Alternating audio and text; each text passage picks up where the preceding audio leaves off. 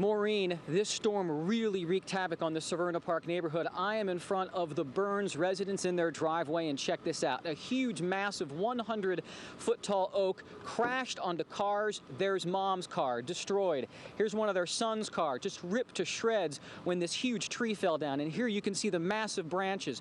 We're going to walk over here. There was at one point a professional basketball goal. Ian's going to pan over. Look how it obliterated that backboard.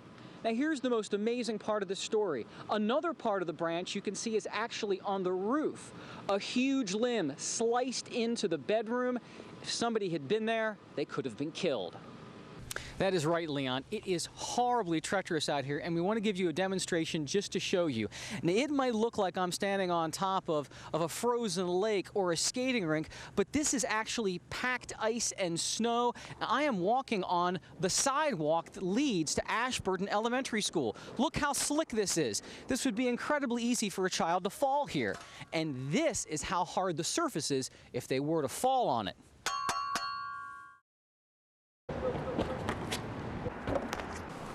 Watch closely, and it's probably best if you do not try this at home. You could call these guys real-life Spider-Men, yet despite leaping a tall wall in a single bound, they'll tell you there's nothing superhuman about them. It's finding your own path, going through an environment, kind of working with it rather than against it. I'm almost in fear for my life up here. That's 23-year-old Billy Hughes. Long way down. The rest of this 8-man group called the Tribe know him as Skipper. I do like jumping. 3 years ago, this former competitive diver from Vienna traded the pool for the urban jungle gym after stumbling upon a thing called parkour. We call it a sport, an art, and a discipline. Watch as this Bethesda shopping center transforms into something else. It's also a playground because it's intricately structured. There's a lot of walls, there's a lot of railings to play on. We don't want to destroy anything. We just want to use this intricately structured shopping mall to its fullest potential. People who are very good at it, you see them and they look like water rushing down a mountain. Nothing stops them, nothing changes their momentum, nothing even seems to slow them down. You may not have heard of parkour, but you've probably seen it to the extreme on the big screen, like here in the James Bond flick Casino Royale. It both requires and aids almost every aspect of fitness there is: strength, agility, flexibility, balance. Mark Turok would know. He was one of the first Americans to jump on the sport and now spends his days teaching people the leaps, bounds, vaults, and flips the guys in the Tribe make look so easy. At a certain age, it's socially unacceptable to have fun in public, and that's kind of a bizarre thing. Why is that? For a beginner, it starts here at an old firehouse converted into a gym in Northwest Washington for parkour boot camp. Ben, knock Morgan off, come on. Yes, nice. I think it's the challenge of it. It's kind of brings you back to when you're little kids and you're jumping over streams. Up and down, up and down. DC's Leanne O'Neill is just starting boot camp at Turok's Primal Fitness. It's 6 weeks of learning the basics. If you go and try and imitate guys who have been training for 5 years, you will get hurt. Safety is a big factor. That's the first thing we learn, is how to land properly without damaging your knees, how to jump properly without damaging your ankles. But after just 2 sessions, O'Neill says she's already seeing the world differently. Now I walk around the streets looking at things. I'm like, ooh, I can jump over that. And one day soon, she probably will. Chris Van Cleve, ABC 7 News. There's a barber shop, a delicatessen, a clothing shop, and a laundromat. Along Sheriff Road in Fairmount Heights, Maryland. And next thing you know, boom, it is all this fire. Plumes of thick smoke concealed the horror below.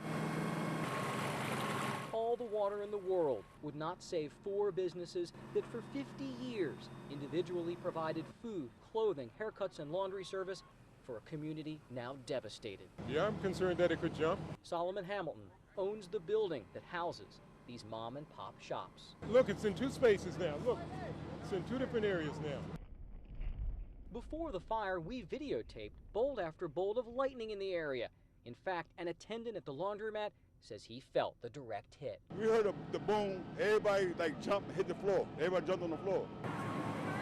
Customers with half-done haircuts and loads of clothes in the wash had to bail. All my clothes. So like 3 bags of laundry stuff was in there. But for Danny Ellis, This devastation symbolizes a lifetime of memories. I've been coming here since I was a little kid, getting my hair cut. This is where I started getting my hair cut.